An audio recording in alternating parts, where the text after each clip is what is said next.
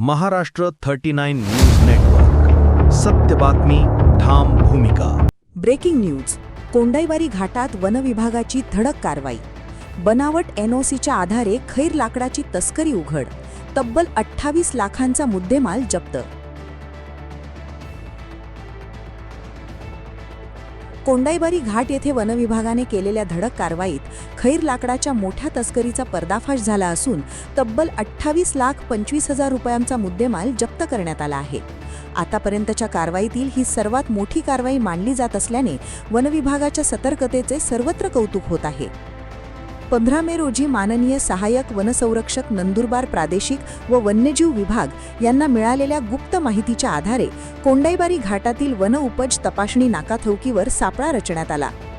यावेळी संशयित truck GJ17XX 995 अडवून तपासणी करण्यात आली असता ट्रकमध्ये मोठ्या प्रमाणावर खैर लाकूड भरलेले आढळून आले.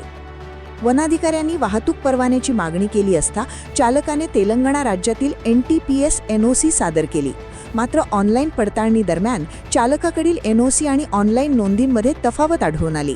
हा प्रकार उघड होताच चालक ट्रक जागेवरच सोडून पसार झाला. वनविभागाने तात्काळ ट्रक जप्त करून तो शासकीय विक्री आगार नवापूर येथे आणला.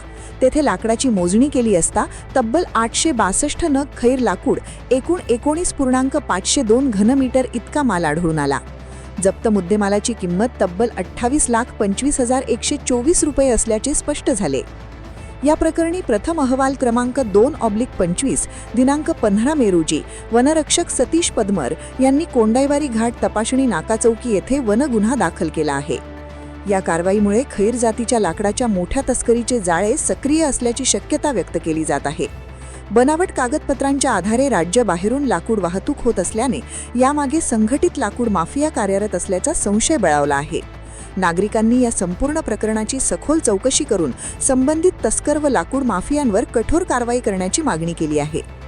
ही कारवाई धुळे वनसंरक्षक नीनू सोमराज, नंदुरबार उपवनसंरक्षक संतोष सस्ते, धुळे विभागीय अधिकारी दक्षता पथक राजेंद्र सदगीर, नंदुरबार सहाय्यक वनसंरक्षक प्रादेशिक व वन्यजीव रोशन बुआ तसेच चिंचपाडा वनक्षेत्रपाल प्राशा पगार यांच्या मार्गदर्शनाखाली करण्यात आली.